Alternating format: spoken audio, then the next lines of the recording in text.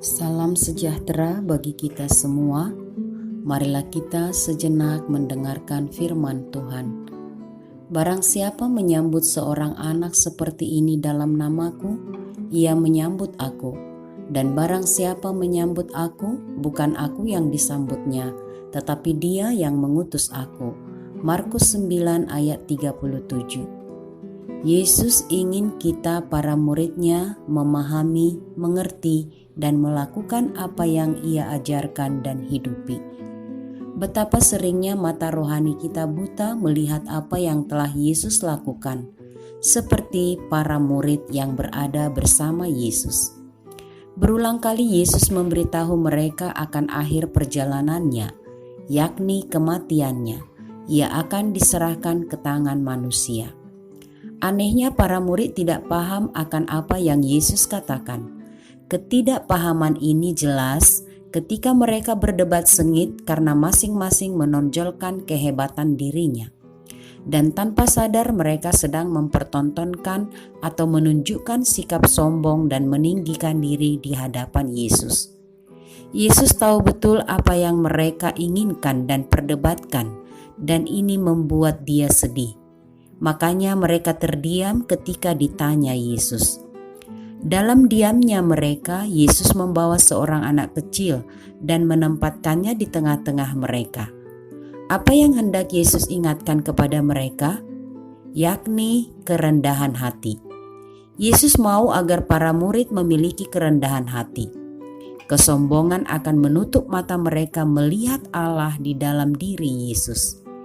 Yesus katakan, barang siapa menyambut seorang anak seperti ini dalam namaku, ia menyambut aku. Dan barang siapa menyambut aku, bukan aku yang disambutnya, tetapi dia yang mengutus aku. Hanya dengan kerendahan hatilah, maka mata rohani kita dapat melihat Allah di dalam Yesus Kristus. Kerendahan hati mendorong dan memampukan kita melakukan pelayanan, termasuk kepada seorang anak kecil yang tiada berdaya, sebagaimana Yesus lakukan. Kerendahan hati adalah ciri utama seorang yang telah menerima dan siap menyambut Yesus Tuhan kita. Dengan demikian, yang ingin menjadi terbesar hanya tercapai dengan sikap rendah hati. Hidup dalam kerendahan hati akan memudahkan kita berelasi dan terbuka menerima dan menghargai perbedaan terhadap siapapun.